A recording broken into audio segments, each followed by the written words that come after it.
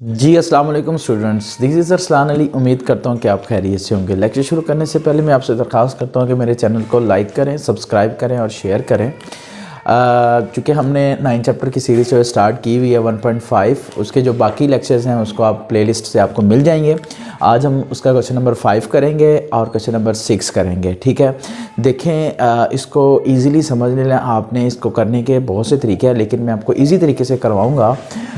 देखिए question number 5 हमें ये बता रहा है कि ये जो दो मैट्रिक्स हैं ये बताएं determine the following matrix are multiplicative inverse of each other. ठीक है, ये बताना है कि ये multiplicative inverses of each other हैं या नहीं हैं। तो सिंपल इसको आपने क्या करना है, इस तरीके से अगर आपने ये बताना है कि ये मल्टीप्लिकेटिव इन्वर्स हैं एक दूसरे के, तो आपने इसको बताने के लिए क्या करना है, सिंपल आपने इन दोनों मैट्रिक्स को मल्टीप्लाई करना है। यानी ये हमें गिवन होगा, ये मैट्रिक्स और जो गिवन मैट्रिक्स है, इन दोनों को आपने क्या करना है, आपस में मल्टीप्लाई करना है। अगर मल्टीप्लाई करने के बाद ये मैट्रिक्स आ जाए आइडेंटिटी मैट्रिक्स। आइडेंटिटी मैट्रिक्स मैंने अक्सर बच्चों को बताया हुआ है, आइडेंटिटी मैट्रिक्स बेसिकली होता है 1 0 0 1।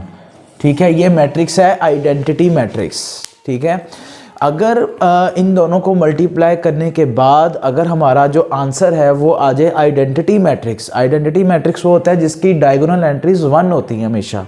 ठीक है, अगर वो आ जाए तो हमें ये होगा कि ये दोनों आपस में मल्टीप्लिकेटिव इन्वर्स हैं। ठीक है, हम इनको मल्टीप्लाई करेंगे और मल्टीप्लाई करके देखेंगे कि क्या ये आपस में आइडेंटिटी मैट्रिक्स आता है या नहीं आता है। ठीक है, हम देखेंगे कि 7 को मल्टीप्लाई करेंगे आप 3 के साथ, दरमियान में ऑलवेज प्लस का साइन आएगा। 5 को मल्टीप्लाई करेंगे आप -4 के साथ। ठीक है, यानी फर्स्ट रो फर्स्ट कॉलम। अब आप उसके बाद फर्स्ट रो सेकंड कॉलम पे आएंगे तो 3 को मल्टीप्लाई करेंगे आप -5 के साथ, दरमियान में प्लस आएगा। फिर 5 को मल्टीप्लाई करेंगे आप 3 के साथ। तो इस तरह से आपने जो है वो मल्टीप्लाई करना है। जैसे 4 को दोबारा से अब नीचे आ जाए तो 4 को 7 से मल्टीप्लाई करना है। ठीक है, यानी मैंने आपको समझाया था कि ये ऊपर वाली जो है वो नीचे से वैल्यू शिफ्ट कर देनी है आपने, प्लस फिर 7 और ऊपर वाली सेम वैल्यूज़ आपने नीचे शिफ्ट कर देनी है -4। ठीक है, उसके बाद आपने अगेन जो है वो फर्स्ट वाली वैल्यू यानी इसको मल्टीप्लाई करना है आपने इस वैल्यू के साथ, यानी 4 × -5 प्लस 7 को मल्टीप्लाई करना है आपने 3 के साथ। इस तरह से जब आप इनको मल्टीप्लाई करेंगे, मल्टीप्लाई का जो तरीका है वो मेरी प्रीवियस जो लेक्चर्स हैं उनमें से आपको डिटेल के साथ वो मिल जाएगा, आप उसको इजीली समझ सकते हैं। अब इनको मल्टीप्लाई करेंगे 3 7 21। अब ये प्लस है और ये माइनस है तो -21। ठीक है, उसके बाद इन दोनों को मल्टीप्लाई करेंगे तो -15।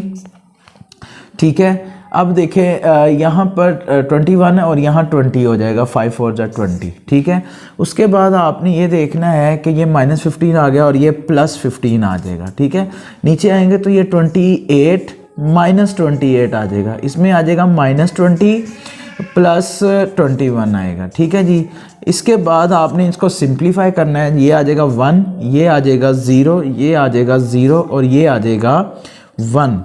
ठीक है, अब देखिए हमने इसको सिंप्लीफाई किया तो ज़रा गौर करें, हमारे पास जो मैट्रिक्स आया है वो आइडेंटिटी मैट्रिक्स ही आ गया है मल्टीप्लाई करने के बाद। तो आपने ये कह देना है कि hence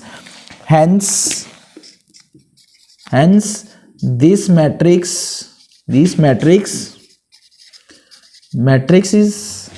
are multiplicative inverses या multiplicative inverse of each other. ये इसका आंसर होगा। ठीक है, ये जो इसका जो सेकंड पार्ट है वो भी इसी तरह से ही करना है कि आपको पेपर में आएगा determine whether the following matrix are multiplicative inverse of each other.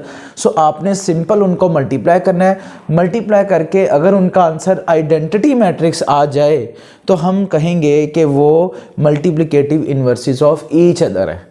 Second ये है कि इन दोनों के डिटर्मिनेंट भी आप निकाल सकते हैं। इनके डिटर्मिनेंट भी अगर आप निकालें तो अगर वो सेम आ जाए तो फिर भी ये multiplicative inverse of each other है। ठीक है, यानी इस तरह से जो इसका 5 का जो दूसरा पार्ट है वो भी इसी तरह से आप अटेम्प्ट करने की कोशिश करेंगे। अब हम आते हैं क्वेश्चन नंबर 6 के ऊपर।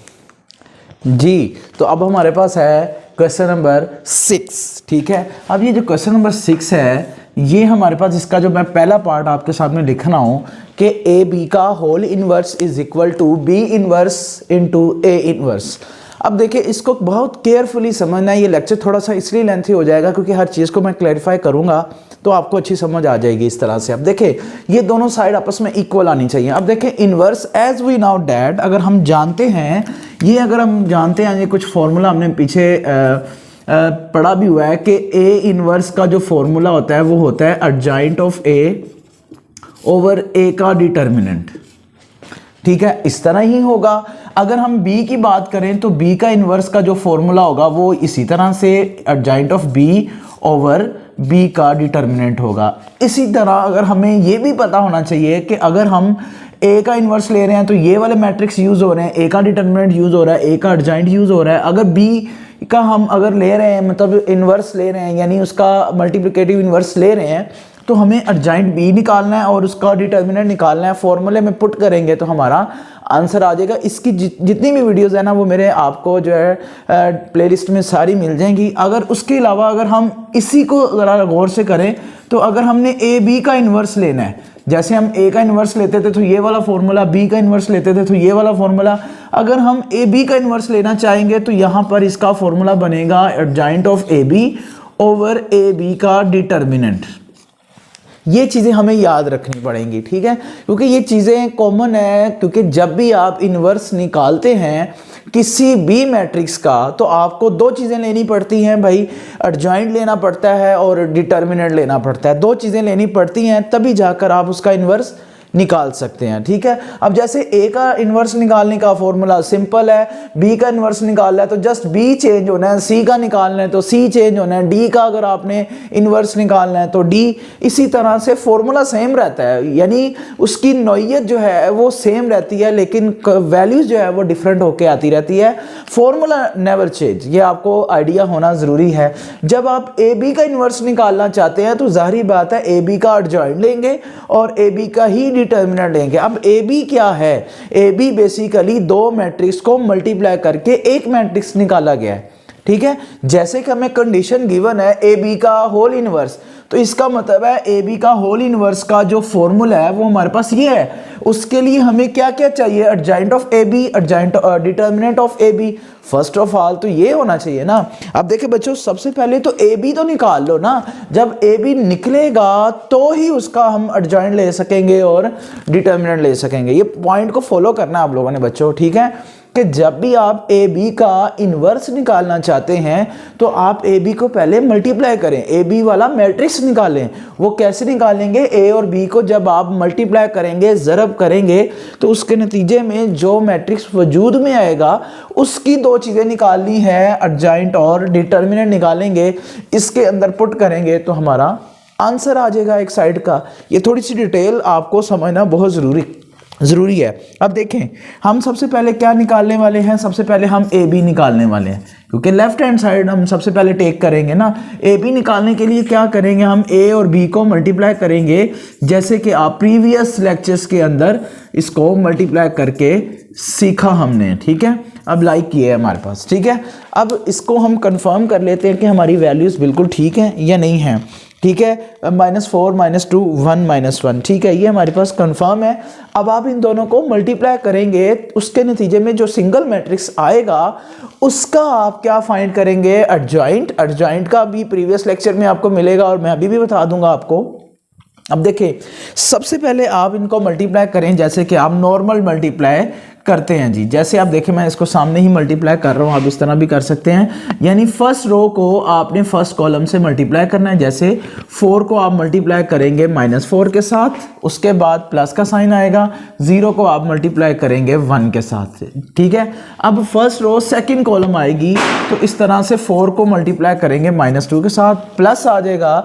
0 को आप मल्टीप्लाई करेंगे -1 के साथ। ये चीज़ आपने याद रखनी है, क्योंकि first row first column and and first row second column आपने मल्टीप्लाई करना है। इसी तरह से नीचे आएंगे तो नीचे बस आप इसकी फर्स्ट वैल्यू चेंज कर दीजिएगा यानी -1 और ऊपर वाली वैल्यू को सेम नीचे शिफ्ट कर दीजिएगा प्लस फिर आप 2 को चेंज करेंगे, बस फर्स्ट वैल्यू चेंज होगी, सेकंड वैल्यू ऊपर वाली ही शिफ्ट कर दीजिएगा। फर्स्ट वाली चेंज होगी उसके मुताबिक -1 आ जाएगा और ऊपर वाली वैल्यू वैसे शिफ्ट हो जाएगी प्लस 0 यानी 0 की जगह 2 रिप्लेस होगा और ऊपर वाली वैल्यू -1 नीचे आ जाएगी। अब देखें ये तो ए बी फाइंड हो रहा है ना, ये एक चीज़ हम देखेंगे तो ए बी फाइंड होगा। अब देखें ए बी किसके इक्वल आएगा, अब देखें इसको सिंप्लीफाई करें, -16 प्लस 0, ठीक है, सिंप्लीफाई कर रहे हैं, -8, ठीक है, -8 और 0 आएगा आगे, ठीक है, +4 और आगे जो है +2 आएगा जी।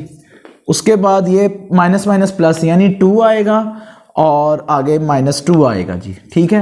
ये देखिए मज़ीद सिंप्लीफाई करेंगे, मल्टीप्लिकेशन आपको समझनी चाहिए। मैं बच्चों को अक्सर कहता हूँ कि जिसको मल्टीप्लाई का तरीका आ गया उसके लिए पूरा चैप्टर इजी हो सकता है, ठीक है। अब देखें इसको मज़ीद सिंप्लीफाई करेंगे, -16 इसके लिए आ जाएगा -8, इसके लिए आ जाएगा 6, इसको आ जाएगा 0। अब ये हमारे पास क्या आ चुका है, ये हमारे पास ए बी आया है, ठीक है। कुछ बच्चे कहेंगे सर ए बी तो है नहीं है, तो ए बी तो हमने निकाला ए और बी को मल्टीप्लाई करके जैसे नॉर्मल मल्टीप्लाई करते हैं हम, ठीक हो गया। अब ये जो मैट्रिक्स आया है इस मैट्रिक्स का हमने इस फॉर्मूले के मुताबिक एडजॉइंट निकालना है और डिटर्मिनेंट निकालना है, तो हमारा ए बी का इनवर्स यानी लेफ्ट हैंड साइड प्रूव हो जाएगी हमारे पास, ठीक है। अब देखें क्या करते हैं हम, इसी का ही सबसे पहले एडजॉइंट निकालते हैं। ले जी मैं आपके सामने एडजॉइंट निकालता हूँ, एडजॉइंट ए बी, क्योंकि इनवर्स निकालने के लिए 2 चीज़ें तो चाहिए, ए बी तो निकल आया, ए बी का एडजॉइंट निकालें और ए बी का डिटर्मिनेंट निकालें, ठीक है। एडजॉइंट निकालने के लिए क्या करेंगे, इन दोनों की जगह चेंज करेंगे हम, यानी 0 ऊपर -16 नीचे, इन दोनों के साइन चेंज करेंगे, -6 और +8। ये चीज़ याद रखनी है, एडजॉइंट हमेशा ऐसे ही निकाला जाता है कि डायगोनल एंट्रीज की प्लेसेस को चेंज करना है और जो उसके अलावा नॉन डायगोनल बचेंगी उसको जो है आपने साइन को चेंज करना है। ये आ गया हमारे पास। अब आपने इस मैट्रिक्स का, ये जो इस मैट्रिक्स का आपने क्या निकालना है, इस मैट्रिक्स का डिटर्मिनेंट निकालना है जी। डिटर्मिनेंट निकालने के लिए ये करेंगे हम, ये बिल्कुल स्ट्रेट लाइन में शो करेंगे, ये चीज़ आपके सामने आ रही है 6 0। अब देखिए इसका डिटर्मिनेंट निकालने के लिए हम सिंपल क्या करेंगे, क्रॉस मल्टीप्लाई करेंगे। ये देखें 16 को 0 के साथ, दरमियान में माइनस आएगा और फिर -8 को मल्टीप्लाई करेंगे 6 के साथ, सो 0 + 48, so your answer is 48। Determinant में 48 आ गया। अब एक चीज़ ताज्जुब आपको नज़र नहीं आ रहा कि ये चीज़ें हमने किया कि एडजॉइंट भी निकाल लिया, डिटर्मिनेंट भी निकाल लिया, किसका निकाला, ये जो ए बी निकाला हमने। अब इसी के अंदर हम ये जो फॉर्मूला हमने निकाला था इसी के अंदर जब हम पुट करेंगे हमारा एक साइड प्रूफ हो जाएगी। सिंपल सी बात है, इसमें और कोई रॉकेट साइंस लगने वाली बात ही नहीं है। खैर अब आप इसको मूव करेंगे आगे, फॉर्मूला लगाएंगे ए बी का whole inverse which is equal to A B adjoint of A B over A B का डिटर्मिनेंट, ठीक हो गया। अब देखिए एडजॉइंट ऑफ ए बी हमारे पास क्या है, ये वाली वैल्यू है 0 8 -6 और 16 और ओवर में आ जाएगा हमारे पास ए बी का डिटर्मिनेंट क्या आया है 48। सो ये हमारी एक side left hand side prove हो गई, ठीक है।